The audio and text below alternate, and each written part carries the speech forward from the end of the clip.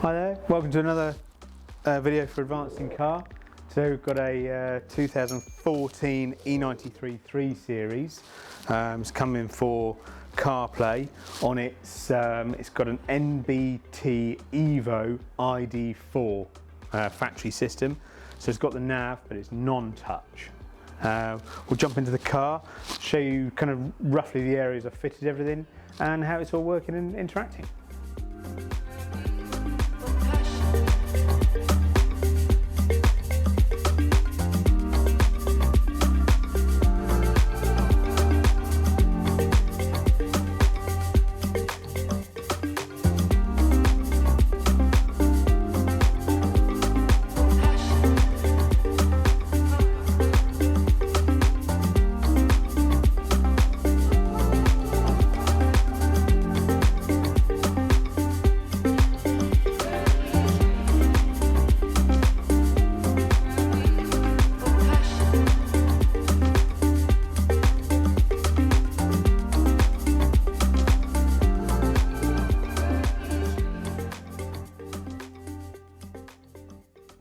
Right, so we're in the car.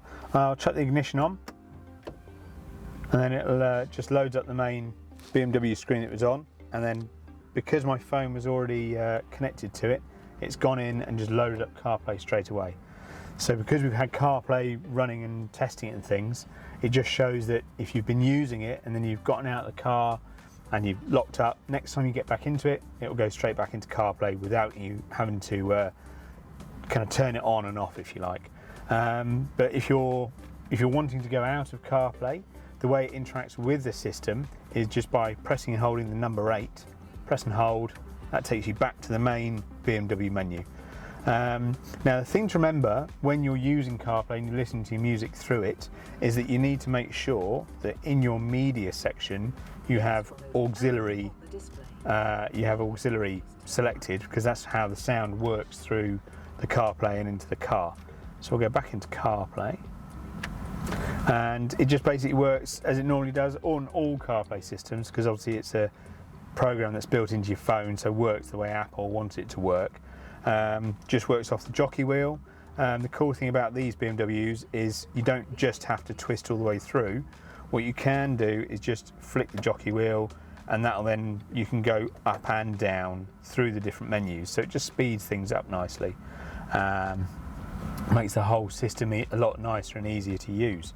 Interacts really well with the Beamers actually. In terms of where everything is fitted, you'll see that Matt got some shots of the unit going in to the side of this void here, where it all gets bolted in and held back so nothing rattles or shakes. Down behind this panel here, there's a little Wi-Fi antenna, which is what the phone connects to, so it doesn't have to be connected.